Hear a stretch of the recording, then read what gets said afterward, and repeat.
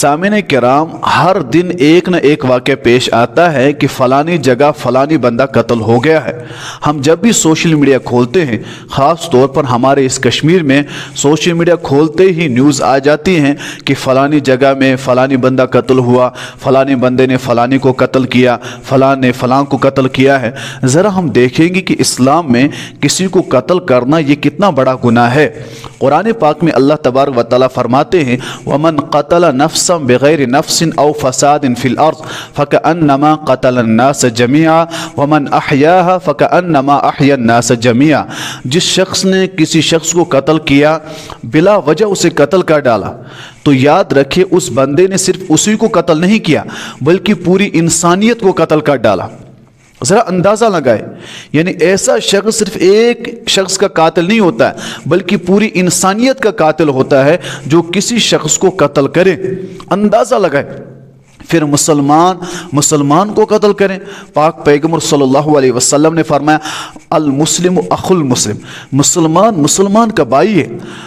من سلم المسلمون من لسانی و یدی، مسلمان تو وہی ہے نا کہ جس کی زبان سے، جس کے ہاتھ سے دوسرا مسلمان محفوظ رہے۔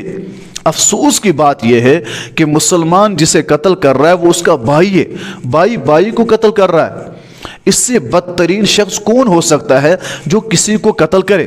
جو اسلام ہمیں کہ کسی جانور کو بلا وجہ تکلیف مت دو۔ اسلام کہتا ہے کہ اگر کوئی شخص کتے کو، بلی کو تکلیف دے بلا وجہ، اس کے اعمال ضائع ہے، وہ جہنم میں جائے گا۔ اسلام کہتا ہے کسی جانور کو بھی تکلیف مت دو۔ پھر وہی مسلمان کو یا کسی انسان کو قتل کرے، کسی انسان کو تکلیف پہنچائے۔ ذرا اندازہ لگائیں، اتنا بڑا گناہ ہے کسی کو قتل کرنا، کسی کو تکلیف پہنچانا۔ ایذاء مسلم حرام ہے۔ قرآن کریم میں تو اللہ تبارک و تعالیٰ فرماتا ہے کہ یہ شخص تو پوری انسانیت کا قاتل ہے۔ ایسے شخص کو قانونی اعتبار سخت سے سخت سزا ہونی چاہیے، اور ایسے شخص کی ملامت بھی ہونی چاہیے تاکہ کوئی بندہ پھر کسی کو قتل نہ کرے، تاکہ محفوظ رہے یہ انسانیت، انسان سے محفوظ رہے۔ یہ درندگی پر انسان اتر آتا ہے، جانور بن جاتا ہے، وہ دوسرے مسلمان کو پھر تکلیف پہنچاتا ہے۔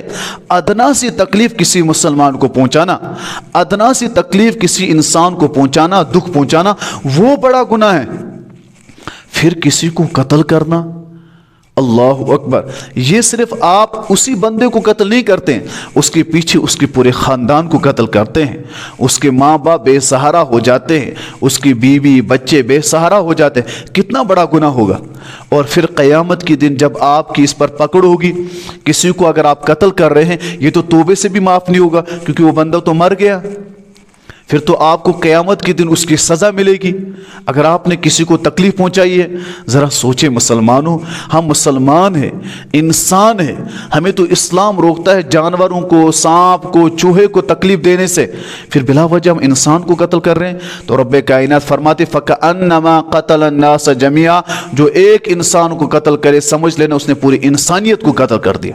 مسلمان کا بھائی ہے، اور حقیقی طور پر وہی مسلمان ہے جس کی زبان اور ہاتھ سے دوسرا محفوظ رہے۔ اگر ہم مسلمان ہیں پھر ہمیں چاہیے کہ ہم اس طرح کے کام بالکل بھی نہ کریں۔